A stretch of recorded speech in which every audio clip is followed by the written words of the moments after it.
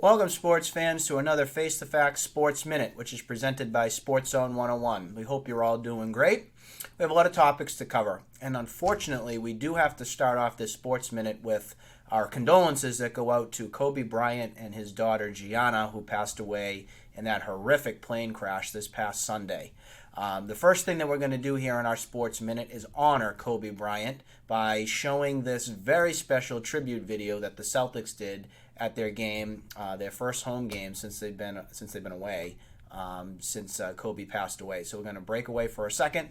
We're going to watch the video, and we hope you do enjoy it. If you haven't seen it yet, it's pretty spectacular on what the Celtics did. So we hope you enjoy it.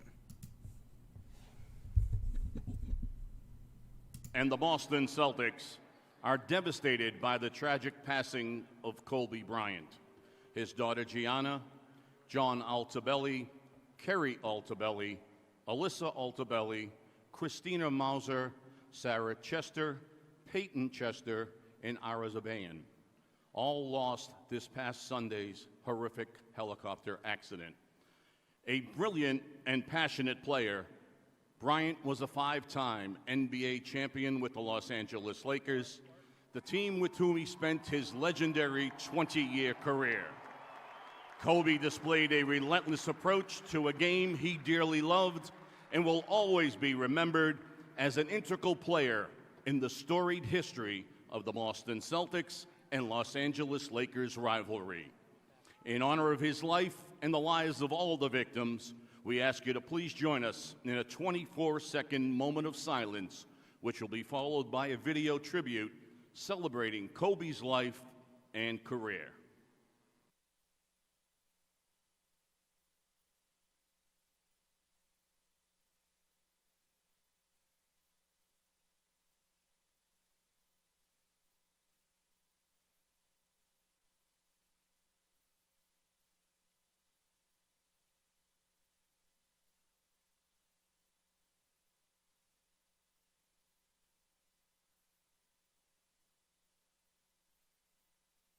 This place was always special to me. From the first time I came into the league, it was special. I don't think the fans here really understand how much they drove me.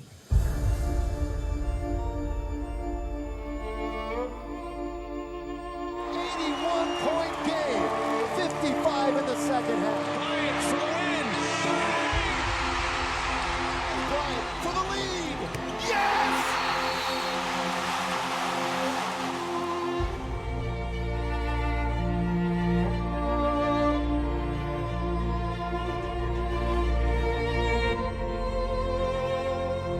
The history is what I think makes the city different than all the rest.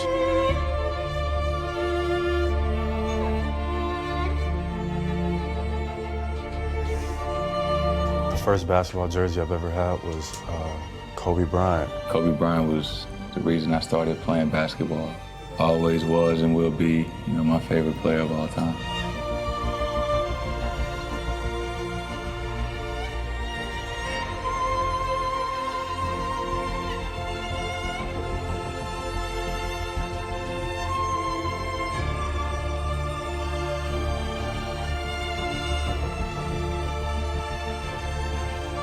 Do the work, you work hard enough, dreams come true.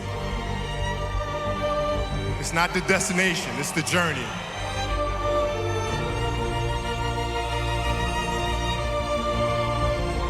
And that's the other forward, 6'6", from Lower Merion High School, Kobe Bryant.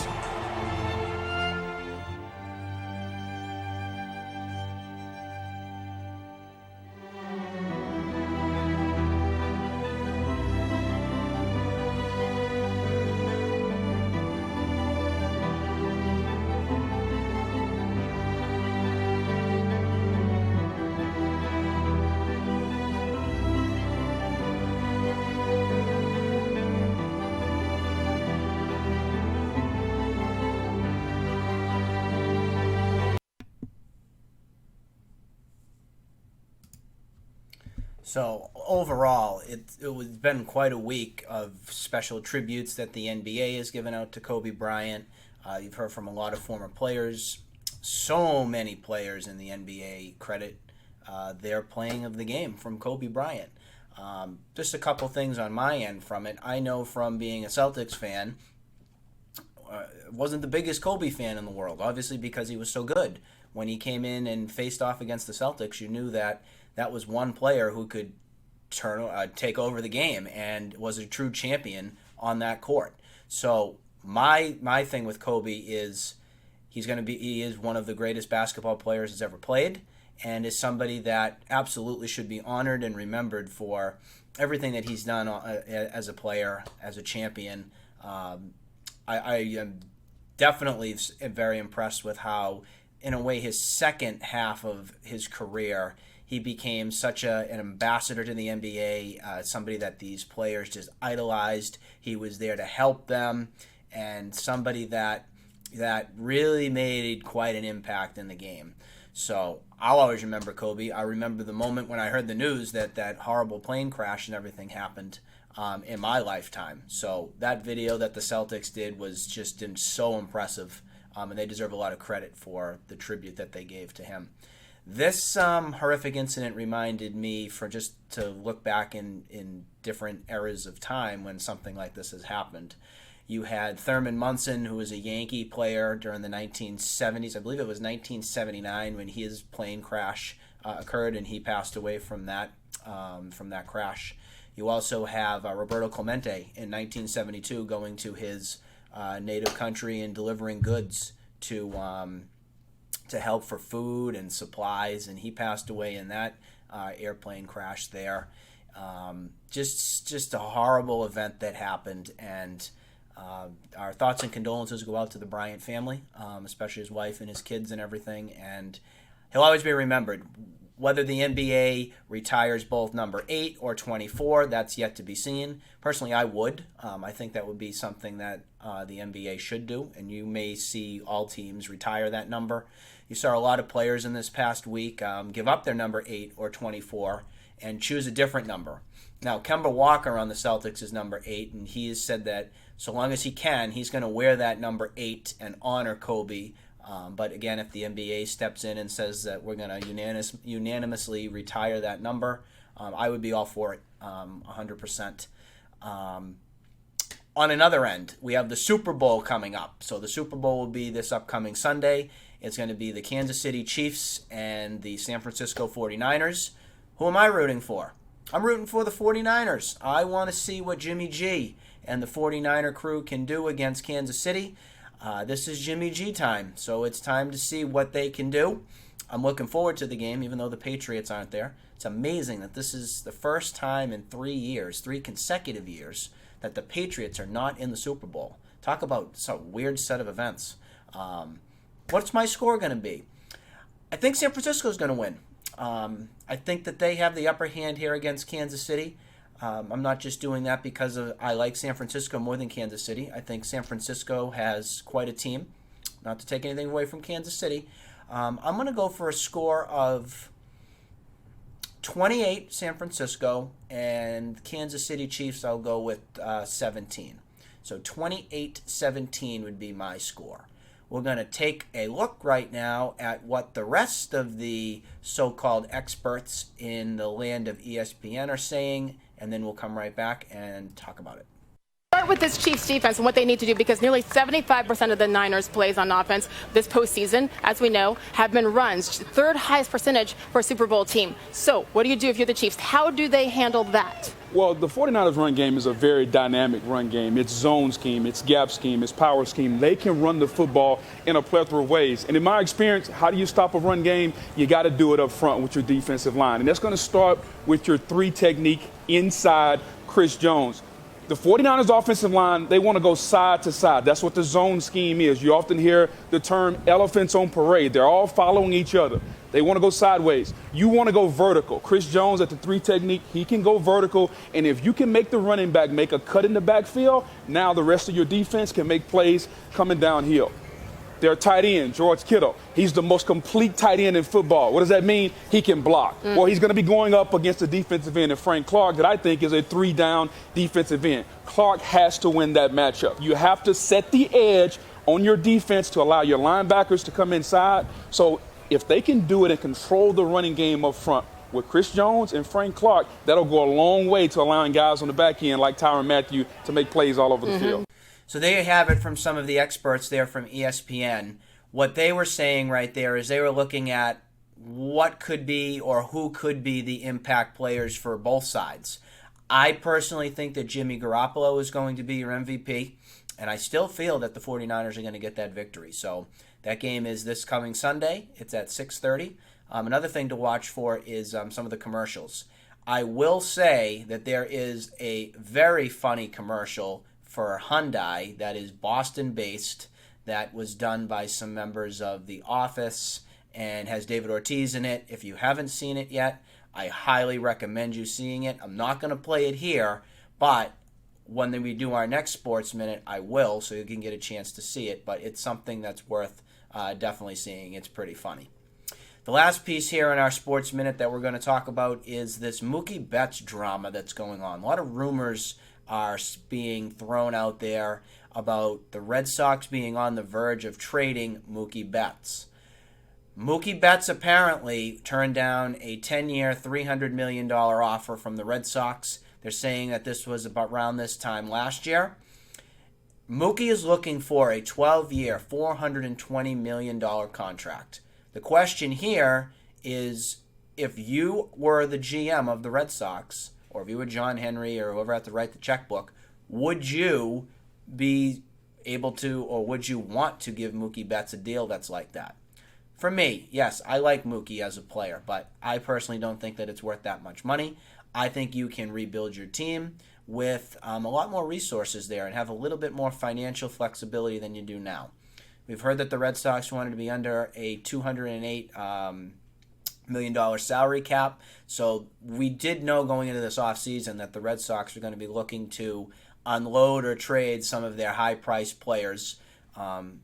Speaking of Price, David Price's name is also getting thrown into some of these rumors too.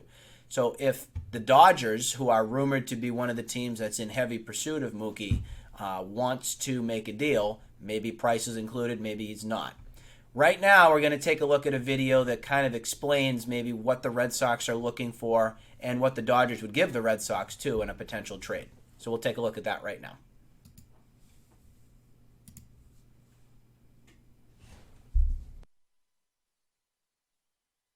And now, Mookie Betts. The Athletic reports that the Dodgers are engaged with the Red Sox about a trade involving Betts. You in on him being the piece the Dodgers need? So need is the word I object to here. They don't need him to be like a World Series contender, but they want him. And what's infuriating to me, if I'm a Red Sox fan, is that the Dodgers want him but don't need him. The Red Sox need him but don't want him, and that seems to be entirely because they don't want to spend all that money. Yeah, and I guess that they're on a reset in what they're trying to do. Now, for the Dodgers, they won 106 games last year. They lost to the Nationals in the first round, but it was not really for a lack of pieces that caused them the problem. What they are, though, is Yankees West. And in fact, it's not even Yankees West. They're just the Dodgers because the Yankees don't spend money like that. They've got all the money in the world. Therefore, if they want to spend it to get another good player in a sport with no cap, feel free. Knock yourself out. An MVP, maybe. And now, Mookie Betts. I really like that piece that was just played because the analysts right there are completely right. It's a need. It's actually a want. The Red Sox do want Mookie, but there's just no financial room for it. If you look back in past history and all these different contracts that have been given out to players, look at last offseason with Bryce Harper. For one, that was a huge deal. I believe it was 10 years, $350 million for Bryce Harper. I think Mookie's a better player than Bryce Harper. These contracts to these big name players just aren't panning out right. Another great example, Albert Pujols with the Angels. When the Cardinals elected to not re-sign Pujols, he went to the Angels, and the Angels are regretting that deal big time because they're just not getting their money's worth from him at all. Garrett Cole, look at that this offseason. He signs that massive deal with the Yankees. I just don't think these players are worth this much money. And I don't blame the players here. In a way, I blame the owners. You know, the owners have all the money here, but it's going to ruin the game. It's just, there's a professional athlete is just not worth this much money in my eyes. It makes all of us who do our daily jobs and everything feel like Why didn't we just give it all to go out and play baseball? We put a little bit more effort into it, I guess, to go out and make all this kind of money. It's just insane to me. So we'll have to see what happens. The player that I definitely want if Mookie Betts is traded, say it's to the Dodgers, his name is Alex Verdugo. He's one of the up-and-coming outfielders in the game. He had a pretty good season there. Pretty good season for the Dodgers.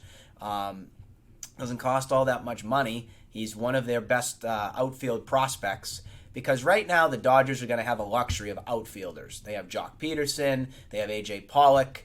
A lot of these names that they're going to have to move if they do make the move for Mookie. We'll see what happens. If I was to bet the farm here and say that what's going to happen before now and opening day, I personally would say that Mookie will be out of here.